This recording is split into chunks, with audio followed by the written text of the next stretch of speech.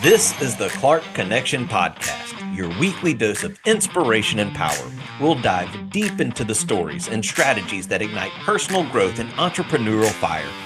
Join us as we empower you to take control, level up your leadership, and build the life you deserve.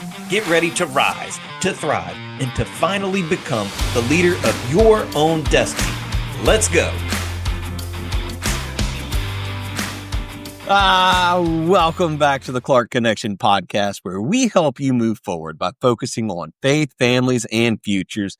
I'm your host, Aaron Clark, aka The Coach. And today, listen, y'all, we've got a real treat for you. We're talking football, leadership, and life with none other than Cam Achord, the Assistant Special Teams Coordinator for the New York Giants. Now, if you've ever underestimated the role of special teams, this conversation is going to flip your perspective. Cam brings the kind of passion, energy, and wisdom that not only fuels elite athletes on the field, but also inspires them to grow off the field. Now, we're diving into what it takes to lead under pressure, build real relationships with players, tailor your coaching to individuals, and yes, even how to make a lasting impression in one of the most competitive industries out there. Now, before we jump in, gotta give a huge shout out to all my sponsors. And let me get them up on the screen real quick. And so first up is our premium sponsor, Vicki with Hubbard Flooring Studios. Look, Vicki and her team are masters at transforming spaces, laying down foundations of beauty and strength, just like the foundations we build in leadership. Whether you're looking to refresh your home or reimagine your workspace, Hubbard Flooring Studios has you covered from the ground up. Look, they give them a call or go visit their showroom. They're right here in Baton Rouge. You can reach them at 225-924-1582 or visit them on their website, hubbardflooringstudios.com.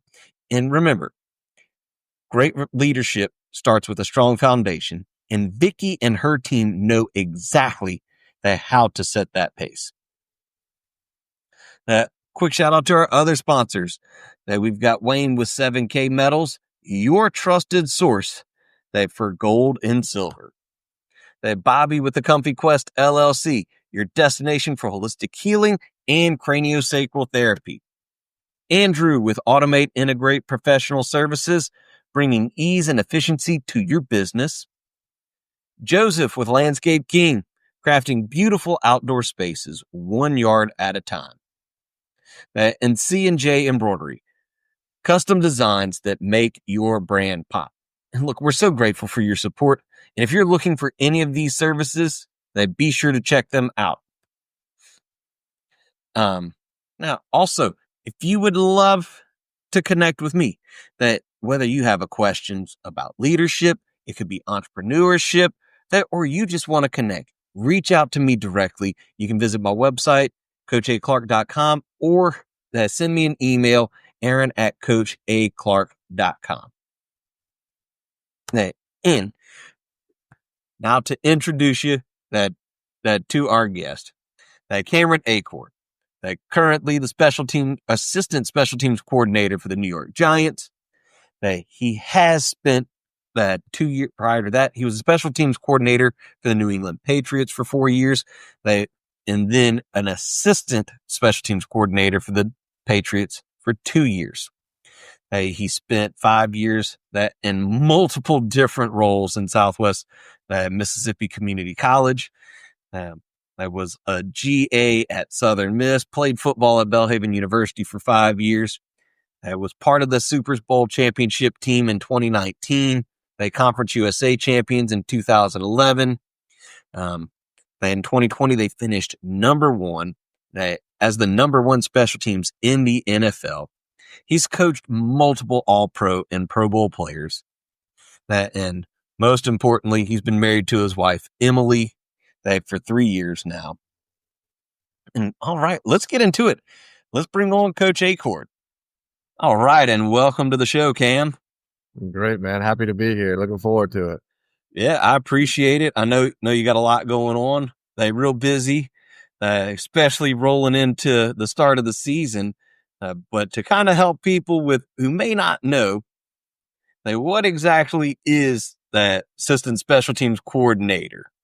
Yeah. So, when we talk about special teams, obviously, that's the third part of the game, football wise that, people, kind of glance over, I like to say, but it makes or breaks the team. The way I like to explain it to people in layman terms is anytime the ball is being kicked, I'm coaching that phase and that group of players on the field, that's kind of a quick analogy I like to use. So, when you go into more details, like there's 6 specific plays, that actually are sides of the ball you're actually coaching.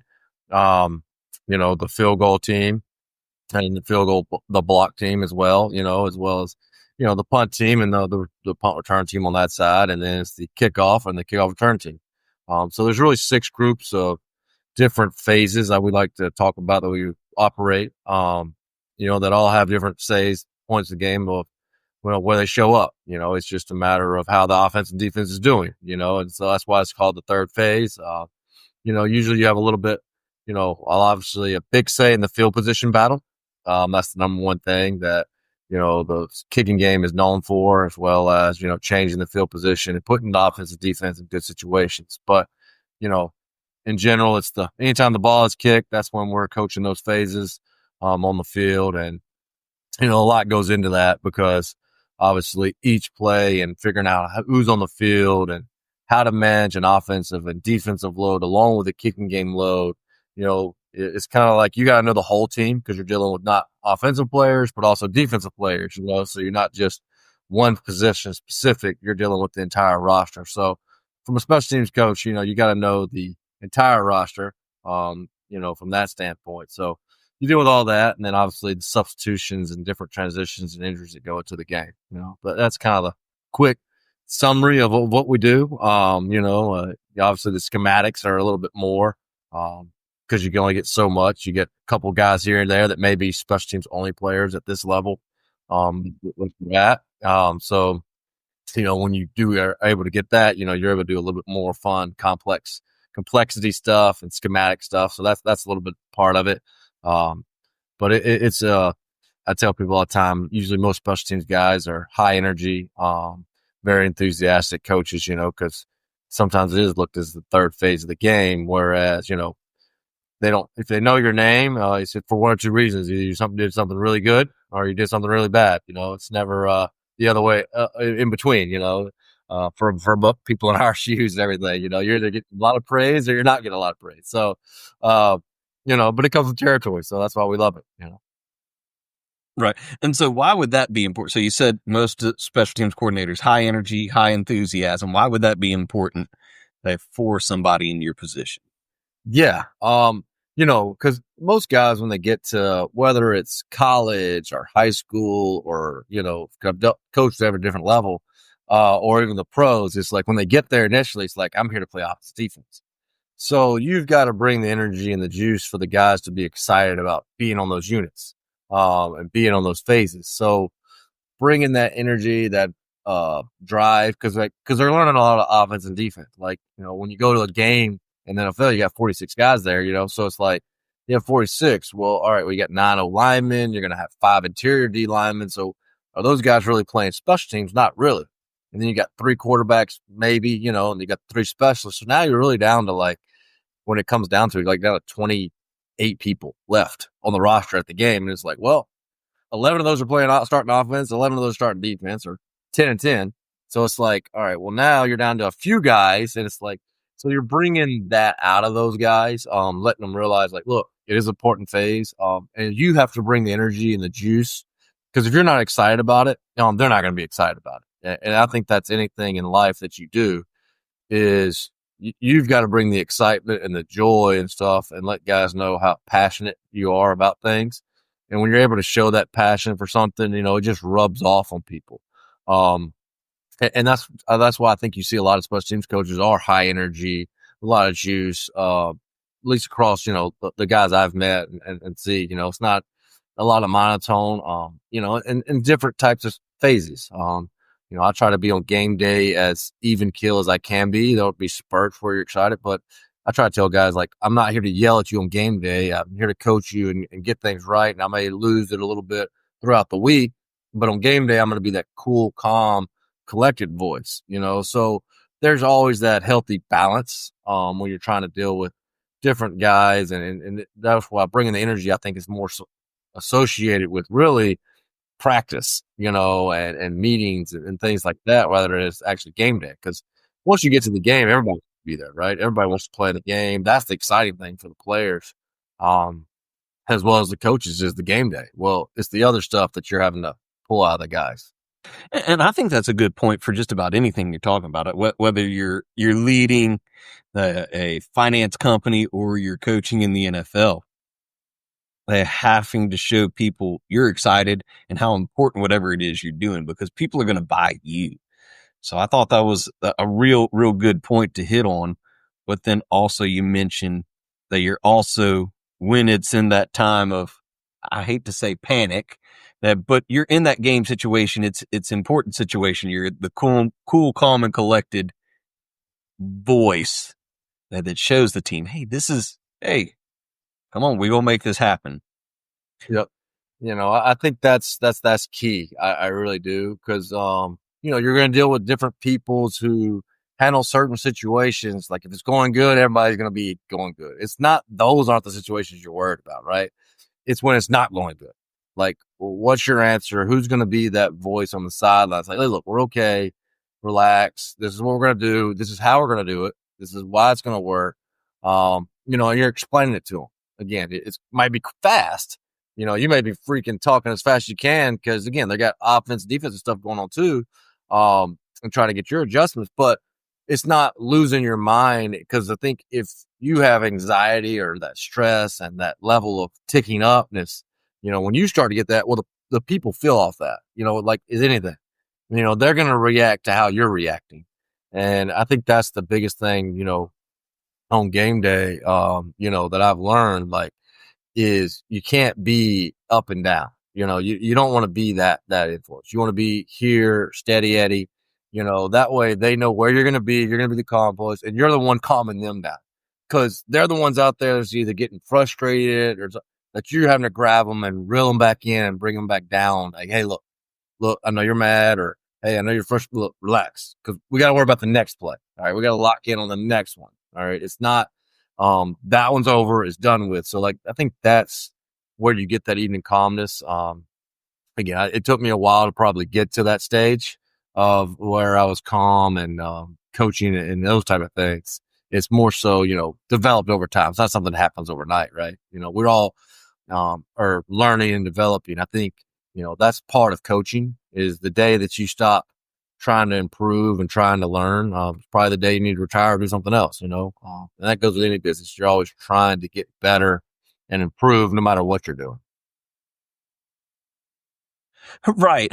And that makes a lot of sense, as you were saying that, knowing your players, knowing your team, how they're going to react to you. And it kind of reminded me that there'd been some rough weeks at work and other stuff going on, and just trying to go through and just been in a lot of intense meetings that for business. And that my assistant director, who's also the co-host of Ask the Coach, that comes in, she's like, hey, you gotta quit whatever you're doing. This ain't working, man. They're feeding off of you. It doesn't matter what I'm doing. I was like, don't talk to me like that. Let me be mad. That's right. I would be frustrated. She was right. It was one of those that she was right. And don't tell her I said that. Like, don't tell her that she was right. I'll never admit that. But I knew, all right, I've got to pick up and be who I'm supposed to be for the team, because they're going to feed off of you. Yep. Good stuff. Right. That's exactly right. And then I love how you said it too, that knowing your players, knowing your team, because you can come talk to me a whole lot different than you can. Yeah. The next player, what are some examples that you have of working, like getting to know your guys to motivate them? Yeah. I think it's knowing the player himself and the human being. Like, there's the element first of we're all human beings, right? So if I actually know where a person comes from, their family, their background, how they got to where they are, I can reach that person first off a little bit better. And I think that's part of being a human being. Like, you want to build that relationship, right? If I'm able to build that relationship with you, I can be a little bit harder on you, kind of like a parent, father figure, whatever you want to say. Like, if you have that relationship where, you really do care about them and you're really invested in them, you can be a little bit harder on them, right? Cause they know you really care about, and you're looking out for their best interests. Like, for instance, like that picture of me and 18, Matt Slater. He's a potential Hall of Fame guy. Probably going to be I would say, him, Steve Tasker, first special teams only Hall of Famer, right?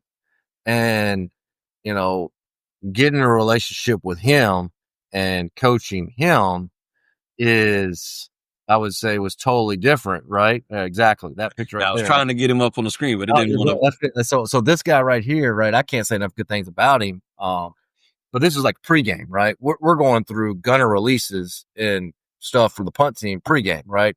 Creature of habit, and his meticulous work ethic, right? Which, again, that's why he played 16 years in the league, just playing special teams. He's got more catches in a Pro Bowl than he does in a football season. So but like coaching a guy like that and understanding you can have dialogue, right? You can have communications because he's done it at a high level. He has a great head on his shoulders, and and when I was able to get on him. Don't get me wrong, but it's like I don't have to go out there and just lose it on it, right? I don't have to just go out and lose my mind because he's gonna know when I'm talking to him, he gets it, right? He understands, he comprehends it. Like, he's like, all right, yeah, that wasn't right. It wasn't the right technique. Whereas the other guy, like the picture of 41 in practice, Brendan Schooler, who just signed a big deal last year with New England. When he got there, he was an undrafted guy, right? We got him there. He was undrafted. Right there. Yeah. So Schools, like, he was undrafted, right? So I was really hard on him, me and my assistant Joe. He was from the get-go. Because we knew how good he could be, right? And we wanted him to be that good, but it was no like talking to him. It was, no, you were wrong, right? We're not doing it that way. Like, and he knew, like, we stood on the table for him to get him there. We were really excited to get him there. And it was just a dip. So, like, you're coaching two people, same position. They play the exact same spots. They did everything the same. But one you talk to a little bit differently than the other guy just because of where they were in their careers and where they were in their stages, right? So, I think that's a big part. And I could have yelled at Matt Slater. And he would have been like, yes, sir, but at the same time, I didn't need to, right? Whereas Schools coming in as a rookie and stuff, like, you had to just grind him a little bit and coach him hard. And then he'll come back and be like, "Wow, you were going to do it this way." And that's why he's, if you look it up now, he's probably one of the top 3 ST players in the National Football League, right? But again, it wasn't just me. It was, guys like Matt Slater that brought him along, right? Took him under their wing. And obviously my assistant at the time was Joe Houston. He's now at the University of Florida. So, like, having good people around you, I think, goes a long way. And I don't think when you're on a company or a team, everybody can be the same, right? You don't want everyone that's just a drill sergeant, bam, bam, bam, bam, bam. It's almost like, hey, I'm going to be the bad cop today. I'm going to move. I'm going to be the guy. You're going to have to be the one to tell the guys, hey, look, he's in, like, whatever. Like, you have to play off of one another, right? I think that's part of leadership, like knowing what buttons to push, knowing when to push buttons. And that's what makes good leaders, is when do I need to push that button or when do I need to reel it back a little bit? And I think that's what goes back to leading people, and what motivates them, right? What motivated Matt Slater may not have been what motivated Brendan Schooler. It may not be what motivates other people. And I don't have a problem. Let's just say one guy's motivated by family, right? That's perfect. We're gonna harp on that. That's his why. Well, there may be another guy's motivated by money. Cool. I'm going to help you be the highest paid player I can make you be. This is how we're going to get there, right? So whatever that person's motivation is, that's their motivation. Well, you just have to figure out what that is. And now you can use that to help mentor them. Like, hey, this is why we're doing it, because it's going to get you this end game, right? Now, everybody has an end game. Everybody has a goal. I have goals. You have goals, right? Well, what's going to help me get to that goal? And that's what you have to just harp on. And I think, and once, like I said, once you tap into them as human beings and people as people, you're able to hey, this is why we're doing it, explaining why, the how. I'm a big believer in like, if I'm going to tell you we're doing something, I'm going to tell you why we're doing it. I'm not just going to say we're doing this because I want to do it. Like, because I said so. Exactly. Like, I probably used to think that and I heard that when I was playing. You probably heard that when you were playing. It's like, yeah, but it don't make no sense. Like, I know we both heard that while we were playing. You're just sitting there going like, this doesn't. I'm gonna do it because you're the coach, but at the same time, so like when you give them the why, and then they're like, okay, all right, I know why we're doing it. Like, to me, like if you do drills, right, as a coach, like show me where that drill is going to show up in a game. Don't just do a drill because doing the foot ladder drill, that doesn't show up in a football game. Like the foot ladder drill, the 40 doesn't show up. Like I tell guys after the combines and stuff like that lately, don't run no pro shuttles. Don't do no L drills. Don't do no 40-yard sprints because guess what? You're never going to do another one again in National Football League because that's not helping you play a football game. So I think being able to show those guys like, hey, look, this is why we're doing this drill. It's because it translates to what you're going to do on Sundays is a big part. And they're like, okay, all right. And then there's like buy-in now because you can see it. They can see that. They're able to adjust to that. Yeah. And it does, and that goes for anything. I mean, if for you, for example, if your coach walks in and says, all right, Achord, I need you to watch the next or the last 16 games of the Chiefs. And you're like, but they're not even on the schedule. Why do you want me to do it? Because we might play them. Watch them now. You're like, what? But if they can say, hey, you're going to play, I know we're going to be playing the Bills in 3 weeks. Okay, well, I'll go watch that. It makes a lot of sense to me whenever you can tell somebody this is why we do whatever it is that we do. This is the generation. It's not the old, and I say old, I mean, this is probably where me and you were brought up. It's like, there's your elders, so you do whatever they say. Well, now it's, yeah, I'm going to do whatever you say, but at the same time, like, give me the courtesy of telling me why we're doing it. Like, like, just explain why. If we're doing it, we're obviously doing it for a reason. You think we're doing it for a reason, so what's your reasoning? And to me, if they don't have a why, then you're now we're going to have a conversation. I'll just, that's the, give me the conversation piece back, like. Right. Like, yeah, I'm not just doing this just to do it. Yeah, that's right. And like, again, there always may be a why. I actually had a conversation with someone earlier today, like, hey, you may be given, it's a guy that's underneath another person. Don't want to go into too much detail about it, but like, look, he may give you some random projects. I said, and they may have nothing to do with like, and you're going to look at it. I said, the reason why is he's going to see between you and the other guy, who's going to question it, who's going to finish it first and get it done just to evaluate you two people. Like y'all may be on equal level. He's like, so his why is I'm trying to evaluate y'all. So I'm giving y'all 2 projects just to see who gets them done first. Even though they may have nothing to do with the season or whatever it would be, but I'm trying to see who's going to do the project, who's going to take the initiative to get it done first, just because I'm evaluating you versus one of your peers. So like his why to you would be like, oh, so it's a competition. Like he doesn't need to give you a why in that instance, right?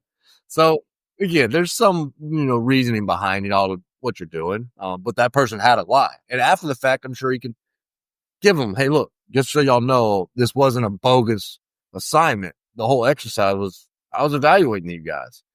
Everything you do in life is evaluated, right? No matter what it is. So, hey, I'm evaluating you guys, and I just wanted to see who was going to rise, and that cream was going to rise to the top, Mm-hmm.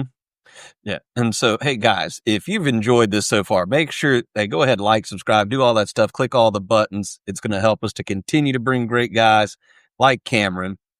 And so they're going to kind of switch gears. You'd kind of talked about the interviewing process a little bit, how we're hiring a coach. And I thought that was a great segue in as far as, everything's evaluated. Because I tell people the same thing, as you're hiring people, I'm evaluating everything. How do you greet my assistants? How are you talking to my other employees?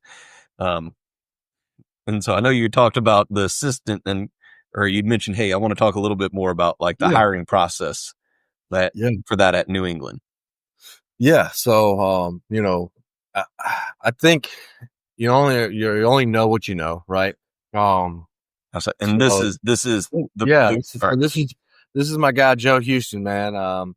I hired him in 2020, before the 2020 season, and he's now the specialist coordinator at the University of Florida.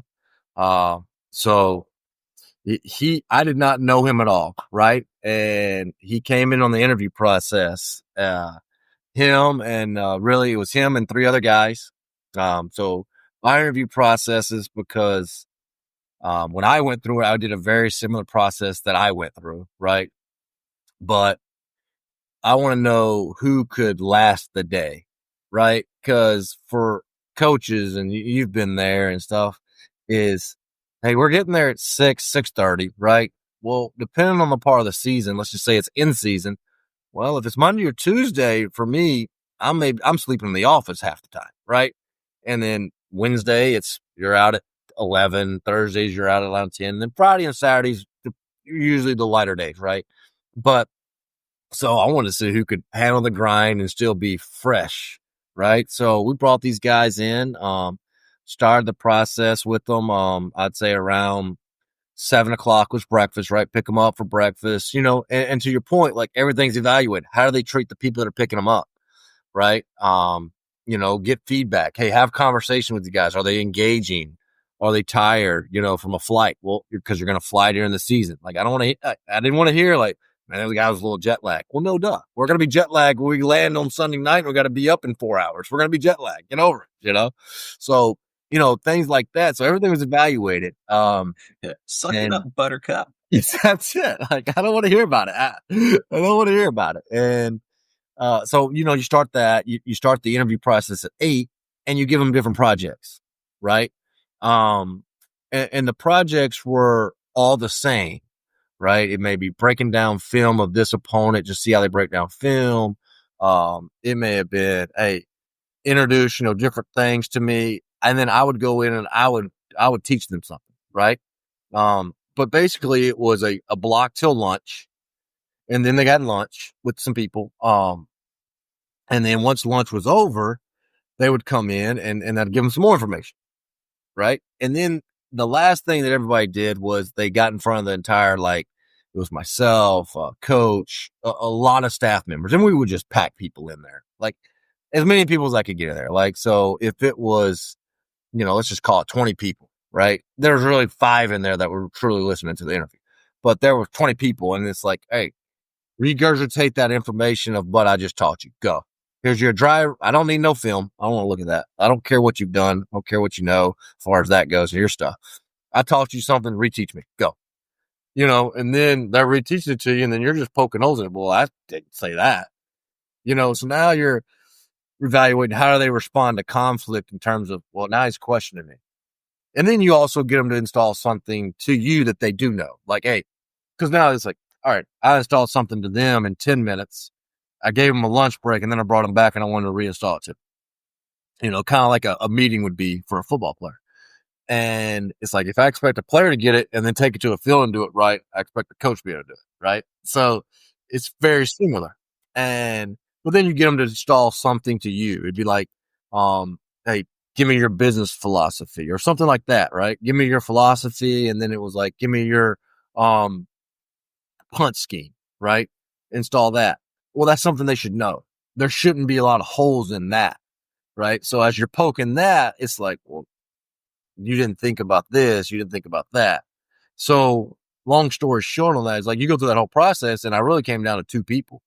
And then, Joe was obviously, the guy that ended up winning the job. And, you go through it and it's like, does this guy really want to be here? Right? How did he get here? And this is why relationships matter in everything you do, right? Because somebody on our staff recommended him to me, right? Because I didn't know him. I didn't know anybody he coached with other than this guy. And I was like, all right, well, if you like him, you stand up to him for him, I'll interview him. Like, I've always been a firm believer in telling people, like, I'll interview anybody, but I'll never promise anyone a job. I'm going to hire the best person for the job, right? I'm not just going to hire you because you're my friend, you're my buddy, or, hey, one of my good friends recommended you. I'm going to interview. And I think that's something that's very valuable. So we went through the process. He did a great job, obviously. We were actually, so conflicted on him and the other guy that we put him on a plane. He was about to fly back. And then, through the last process, everything happened. And then I looked at Coach. I think, he goes, yeah, let's go with Joe. And I go, all right. He goes, you think he left yet? I go, no, I think he's on the plane. So I call him. I go, hey, you want the job? And this is the way it works. This is how quick the turnaround is. Very similar to myself. I'll say that next. But I was like, you want this job? He goes, yeah, I'm on the plane. I go, well, you better get off the plane if you want this job. We got to get an Uber back. I'll pay you back. So he had to get his luggage off the plane, walk off the plane. The woman's like, we're about to close the door. He goes, I'm getting off this plane. And so because otherwise I was going to give it to the other guy, the same thing with me. Like when I went through the interview process, I went in the Bill's office. Bill goes, you want the job? I'm like, yeah. He's like, great. So you just want to stay here? Or you want to you can get your stuff mailed up or whatever. And I was like, I need to go resign. I'm the head coach at a Southwest Junior College. I can't just turn around and say bye, and, so, I had a day, went back, moved out that day, flew back the next day. So, that's kind of right. And that's what I was going to say. Cause I mean, you're talking about, hey, they recommended that Joe to you, but I was like, somebody had to recommend you to Bill. Cause yeah, I mean, I doubt he knew who you were, no, rolling down here in the mighty South. Yeah. So that's why I'm so firm on relationships, right? So when I left Belhaven when we played, right, I went to Southern Miss, volunteered at Southern Miss the first 2 years, right? I lived in the office, lived on an air mattress, slept there.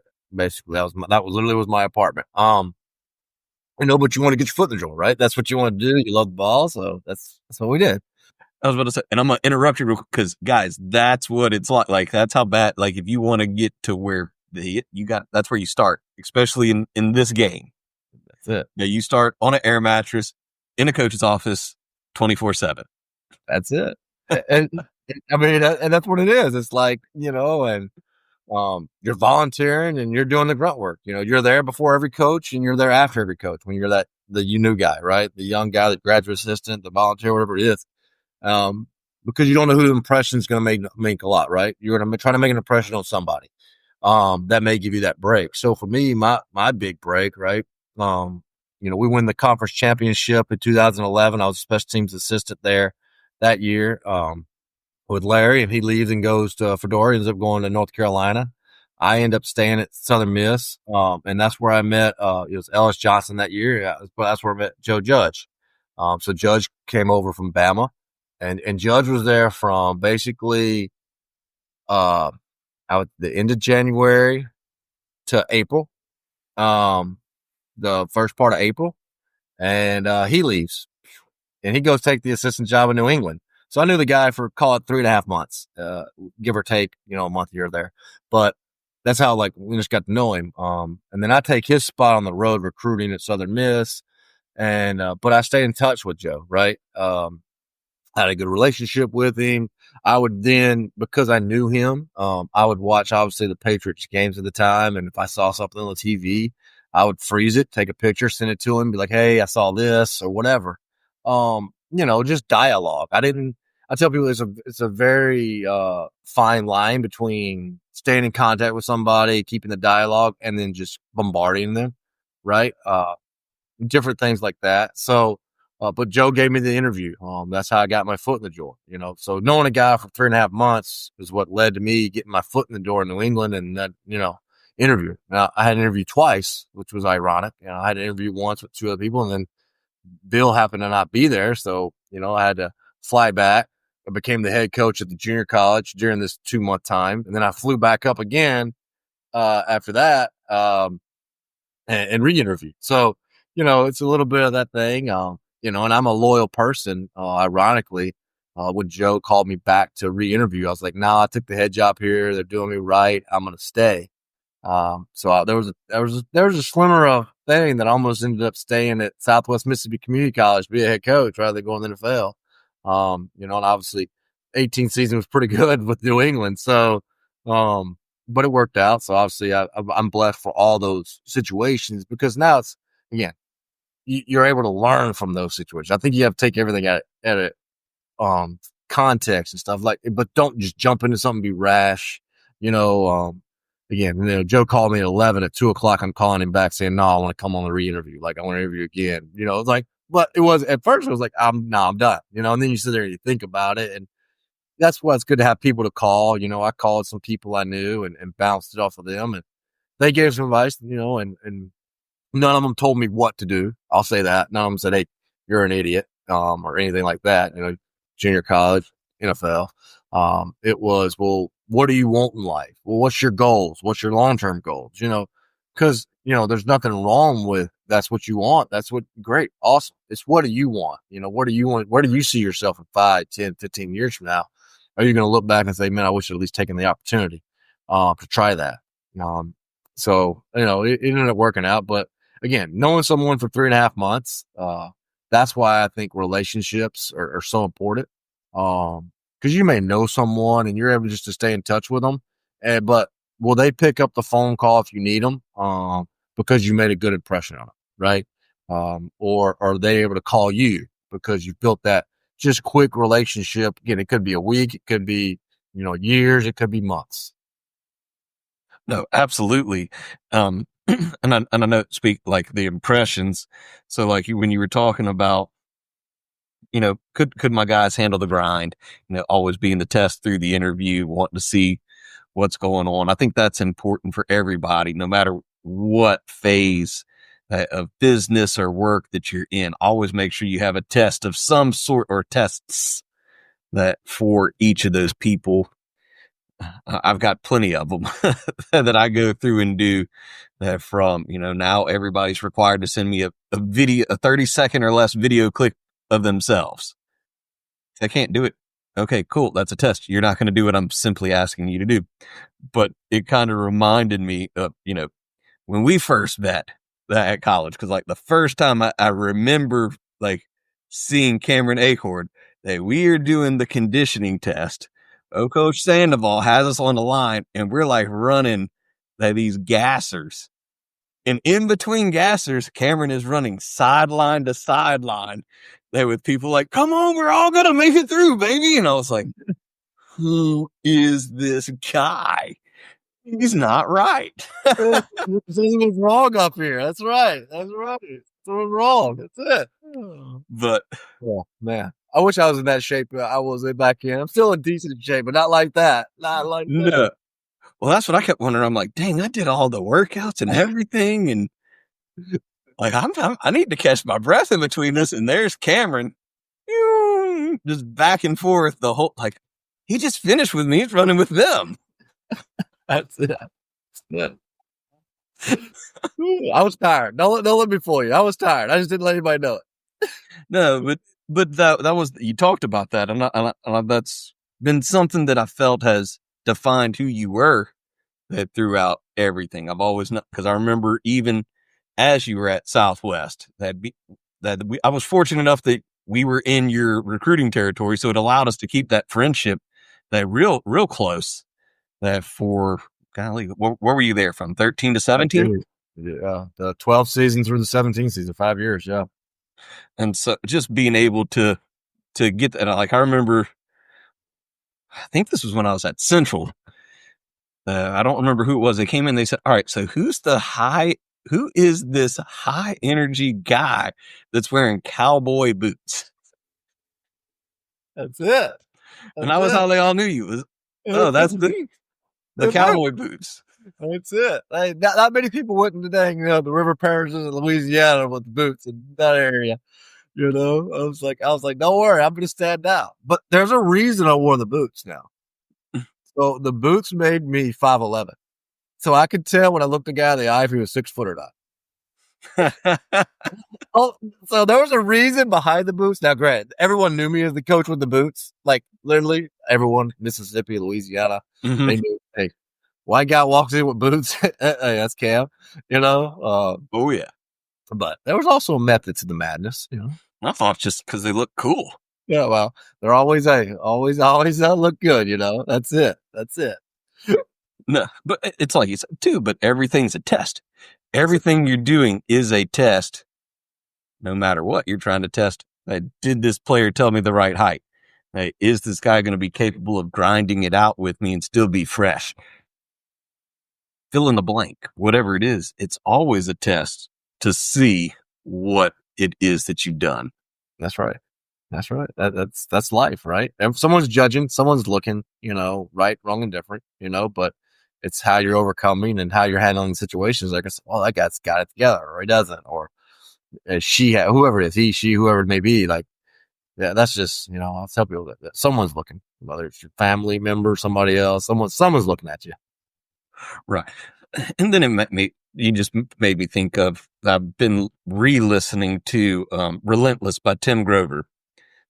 I love that book. You hadn't read or listened to that, read it. But he was talking about, hey, to be successful, you got to be willing to look silly. Like, for people to, sometimes you go stand out. You go like, what is this dude doing in South Louisiana? Cowboy boots and blue jeans on. It's May. That's it. You got to stand out. You got to make an impression, and I tell, like, right, a good impression, bad impression, make an impression, and that's like when you meet somebody, you always introduce yourself. Hey, I'm Cam.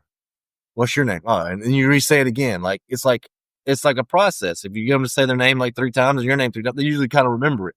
So I always reference the boots when I met somebody. Like, hey, look, hey, because most guys like have on Jordans or they have something, and it's like, you kind of like reference it with a quick story. You tell them about it, and they're like, oh, all right. It's like, I mean, I've had players tell me, I said your name is Coach with Boots, like that's what they say my name as, it's like, cool. It's whatever works. So that's good. Yeah. And then I think the other thing that was really important, like, I loved hearing the story of how, hey, this is where we are, how we got where we are now. And the start is, you had to work harder. You had to work longer. You didn't have the dad who was in the industry or the uncle or whatever. You had to get in, grind, make that impression, to be able to then go and be where you are now. It's not because you got lucky. It's because you put in the time, you put in the work, you built the relationships, and then got there. You're willing to look silly. You're willing to fail, because it's just learning. It's not really failing. It's just learning. That's right. That's right. That's what people say. I remember trying to get your foot in the door. It's just so hard, right? I remember sitting in the auditorium at Belhaven, and I didn't handwrite. Don't get me wrong, I didn't handwrite every letter. I hand signed every letter, and I hand addressed every letter. But I sent one to every Division I football team in the NCAA, and to almost every 1AA or FCS school, right? Southeastern, those schools, right? And select D2 schools, letters about just applying for graduate assistant jobs, looking back, and I remember, getting the letters back from Fresno State's athletic director, because I sent them to the head football coach and the athletic director, right? Because I didn't know. But when you look at it, I sent out, 300, 400 letters. You signed, you hand addressed them, you sent them, and some people sent stuff back. I obviously, Southern Miss was able to go down there and get hey, come in, do a good job. We'll be able to have a spot in the fall, which obviously it didn't work out that way. The school ended up cutting the spot. So I had to volunteer for spring. I had to volunteer for a season. But it's like, I had my foot in the door. It's like, you leave or do you stay and you just suck it up, and so to speak, and like, hey, rough it out. I can live on, freaking minimum wage, whatever it is. And, I had a little bit of this. I took a loan, take a loan out, bet on yourself, whatever it may be, and get it done. So I think that, like I said, it kind of made the work ethic for me, where I am now, because again, those hours haven't gotten any shorter. They really haven't, and it's just started young, so. And all of that. Bet on yourself. Bet on yourself. That's it. And so we're kind of winding down on the time, getting close to the end. What's maybe like that when you think funny story or something that might have happened that like, hey, I love telling this, or fill in the blank, that you may have, that's a fun experience, that's like I can't wait until my son's old enough to understand this one. Or yeah, I don't know if it's a funny story. I think it was like it kind of brought me back, right? You know, and this is what's ironic, right? This is like an irony thing, you know, and I think it's going to be good for my son when I can tell him, like, hey, it's not all freaking sunshines and rainbows, right? So, two stories, they'll all be kind of conjoined, right? So, like I just said, like, got to Southern Miss, and, you know, had to volunteer, right? So I'm sleeping on the air mattress in the office, right? The GA office, I'd blow it up every night. And Mr. Nate, the custodian, would open the door 5 o'clock in the morning, whatever it is. Cam, time to wake up, you know? So like he woke me up there in the morning, I'd get up, go downstairs, shower, and go get ready for work, right? So, but what's funny about that also is that was my first year, right? So I volunteered for the spring. They ended up cutting the GA spot. The school did, not Fedora. And he's like, but you can stay on, right? So boom, we go to South Carolina, Thursday night football, ESPN, opening game of college football, right? I'm on the sideline, you know, and I'm responsible for counting men on the field, you know, and I'm the special teams graduate assistant, so to speak, but I don't have a headset, right? And we have a situation come up in the game. South Carolina's punting from midfield, and the returners, you know, back there towards the end zone because obviously it's midfield, and he holds up, you know, 10. So I'm like, we got 10 men on the field, you know, which young, dumb. You can play a snap with 10. It's not a penalty. You can't play with 12, right? It's 11 or less. There's no penalty. So, and then someone says on the headset at the same time, like, we only got 10 out there. So I just grab a player and I set him back on. Jay Will, go. I'm never going to forget Wilson's name, you know, never, you know, because I'm sitting back on. Jay Will, go. Boom, sitting back out there. Well, obviously he was the 12th man. So 12 men on the field. And Larry loses it. So national television, you know, he's just losing his mind on me. You know, my brother's videoing it, saving it, like getting chewed out. I mean, it was a solid 2 minutes, walk away, come back, give me a little bit more. I'm in the locker room. I'm distraught. Like, I mean, South Carolina beat us, obviously.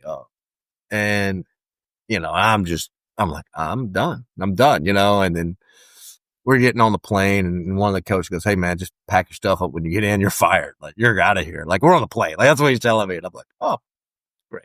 You know, and then, so, you know, Sunday staff meeting comes around and, a good friend of mine now, Casey Dunn, he you know, was at Oklahoma State for the longest.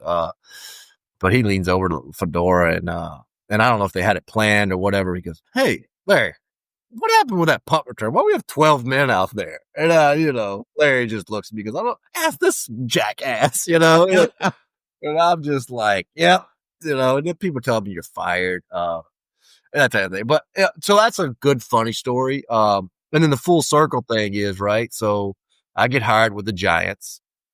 I'm moving over there. My wife and kid are still in Massachusetts, right? Well, guess what? I got me an air mattress and I slept in that office during the spring. You know what? So, hey, look, it's all right. I had the security guard coming by going, you staying the night? I go, absolutely. So, look, it doesn't matter what level you're at. You know, you're going to be low as low living on an air mattress. You can be at the pinnacle, so to speak, of the game and still living on an air mattress. No, I forgot about the punt at Southern Miss. I remember that because I'm like, oh, look, hey, there's oh, yeah, I don't know him. No doubt, everyone saw it. Oh, it's I tell you what though, since that day, I will play with 10. You will not. I will lose my mind with 12 men on the field. And I told the rookies that this past year of the Giants, and I said, look, guys, nothing's bigger pet peeve of mine because it was a big learning lesson for me. Like you said, you learn from it. Mm-hmm. I said, but then other than having the right men on the field, I said, I will lose my mind. And I said, I don't mean it's not casual. I mean, if you're not there where you're supposed to be, just go somewhere else. I said, I'm not vouching for you. You go somewhere else. I said, because I'm going to lose my mind. I said, that on game day, that is the one time I will come unglued. So that's what I would tell my guy. So whenever I was doing special teams coordinator at East Ascension, I would always tell my returners, look, if you're going to do so, I'm okay with being dangerous, but if you miss, just keep on going to the other sideline. Just go hang out with them for the next 3 or 4 snaps. You drop that punt, we will be playing for them anyway. Go ahead. And so we had one, and the wildest play. We were playing Catholic, and so that he was getting my returner, Jaquan Mitchell, that was getting frustrated because they weren't kicking on the ball. They just kick it over him. I'm like, dude, it's going to happen. We're just going to take the ball at 20. And so they kicked a low line drive. And this sucker jumps. That's it. And like, I can see it going through. I'm like, no.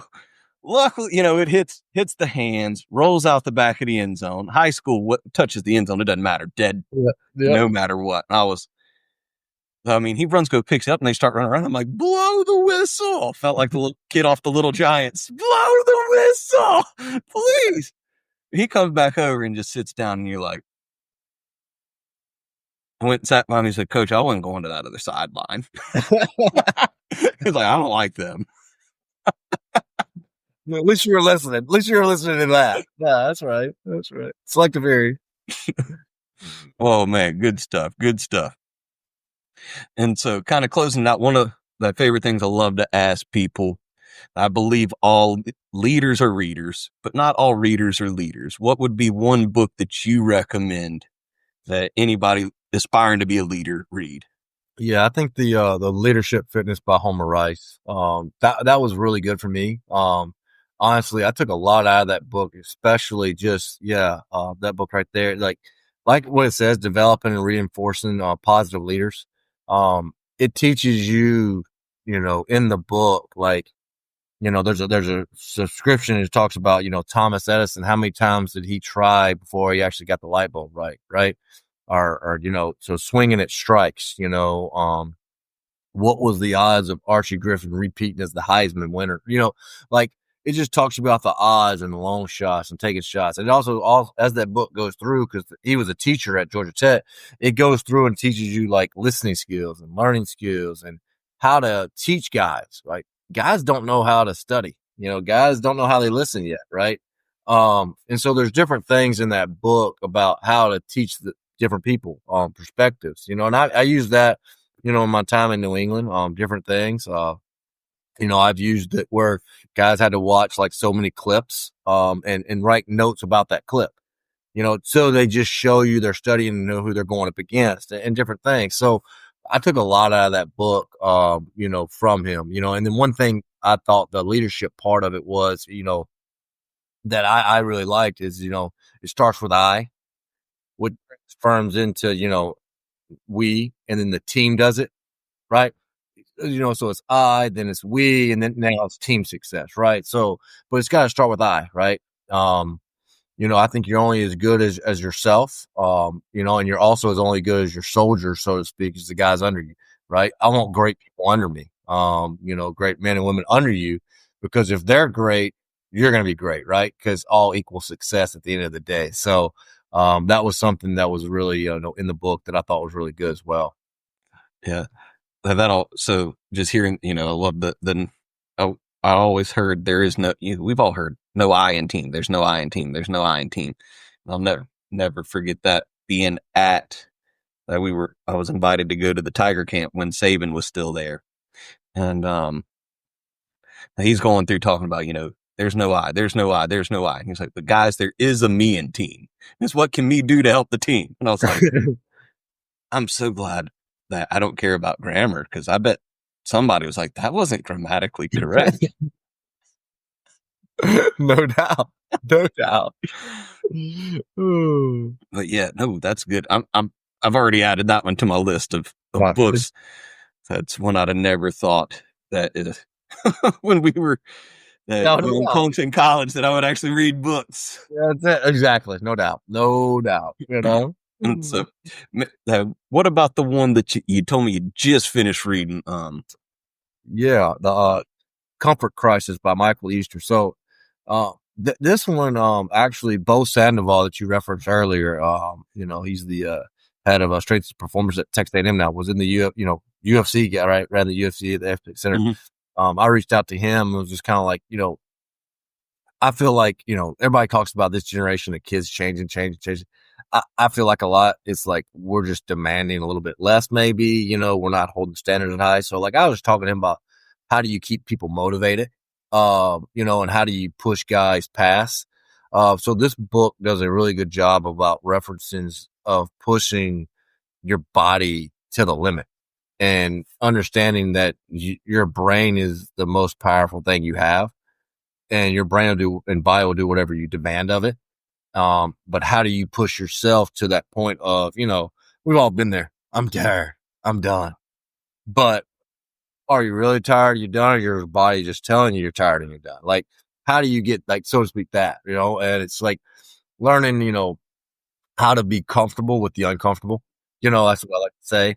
And just pushing your body to its limits, and I think it was good from the book of like, hey, what is really the extreme? If you read the book, guy goes through the wilderness and the challenges and different things, and just pushing your body and hey, wow, you never thought your body could do that, but it does.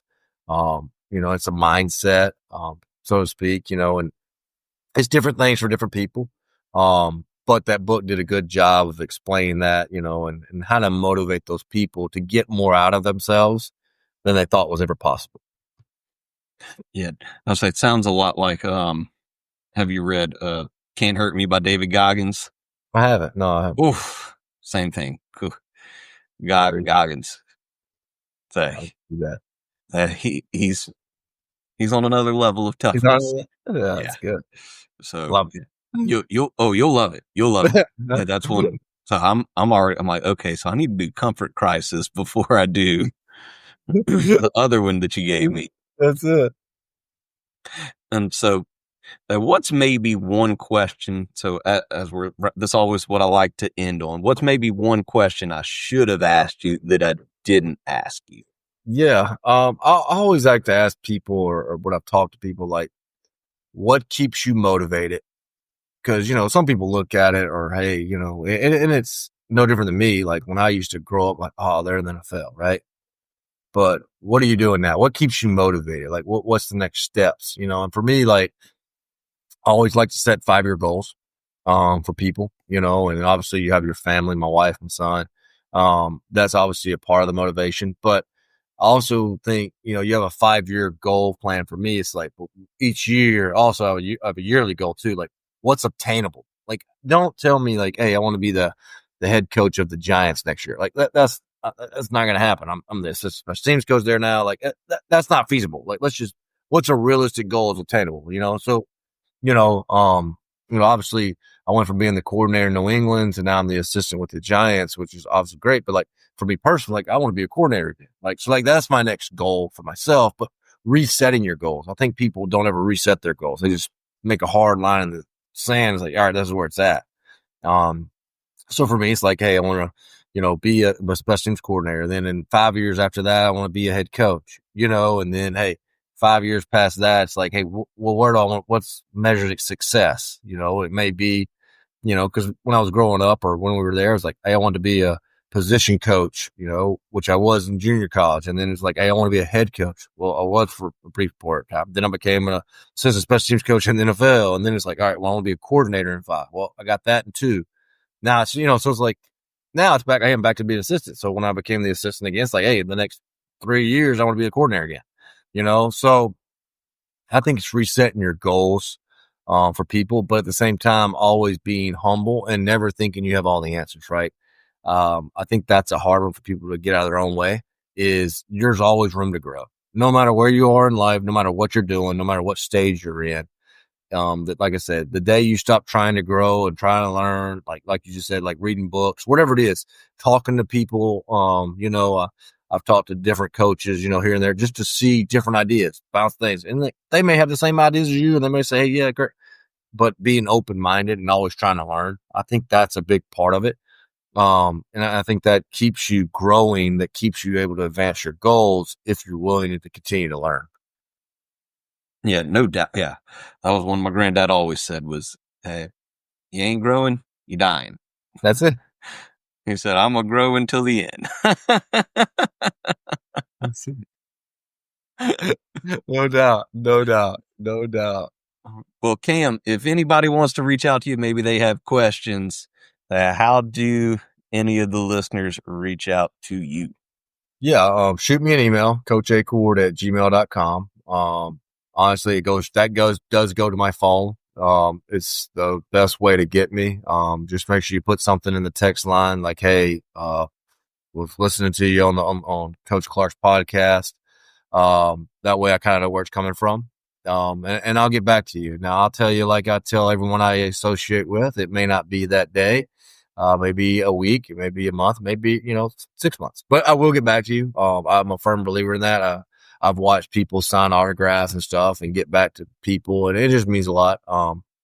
That's kind of one that I do whenever my travel picks up, in the springtime or on downtime. I go through old text messages, and just reference them, and I'll go through some old ones, and I'm like, man, that was 6 months ago. And I just picked the conversation up like it was that day, and I'm just, so, I'll get back to you. I will. And he will. I promise you guys that. There may be a break there. It may be a break. Because really right now is the downtime, right? Like we got 3 weeks here. We're off.